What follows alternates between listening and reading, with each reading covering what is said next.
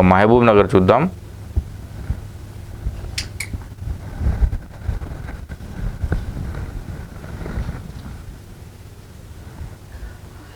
కావాలి కనుమిప్పు అంటూ సెల్లార్లలో యథేచ్ఛగా జరుగుతున్నటువంటి వ్యాపారాలకు సంబంధించిన స్టోరీని వీళ్ళు తీసుకున్నారు.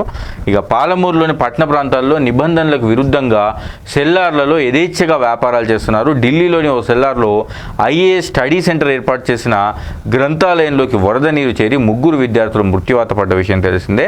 ఇక దీంతో పాలమూరులోని పలు పురపాలికల్లోనూ వర్షాలు పడితే సెల్లార్లలోకి నీళ్లు వస్తాయి. వర్షాలు పడినప్పుడు అగ్ని ప్రమాదం జరిగినప్పుడు అధికారులు హడావిడి చేసి సెల్లార్లను దుకాణాలను తీసేస్తారు, మళ్ళీ యథావిధిగా నడుస్తాయి. ఇక మహబూబ్ నగర్లోని చాలా చోట్ల ఇట్లా సెల్లార్లలో దుకాణాలు ఉన్నాయి. ఖచ్చితంగా ఏదైనా భారీ వర్షం కురిస్తే ఖచ్చితంగా ఇవి ముంపుకు గురయ్యే అవకాశం ఉంది, ప్రాణ నష్టం కూడా జరిగే అవకాశం ఉంది. ఇటీవల ఢిల్లీలో రావూస్ ఐఏఎస్ స్టడీ సెంటర్లో 3 విద్యార్థులు ప్రాణాలు కోల్పోయిన ఘటన అనంతరం ఇట్లాంటివి దేశవ్యాప్తంగా వెలుగు చూస్తున్నాయి.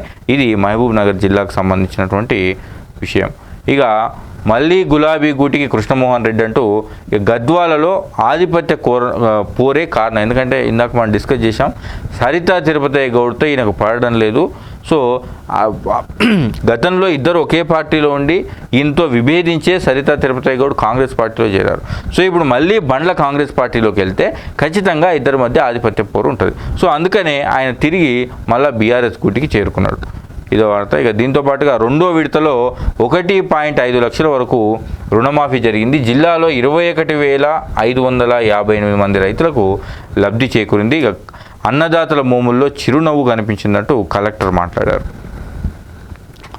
ఇవి ఇక జిల్లాలకు సంబంధించినటువంటి వార్తలు.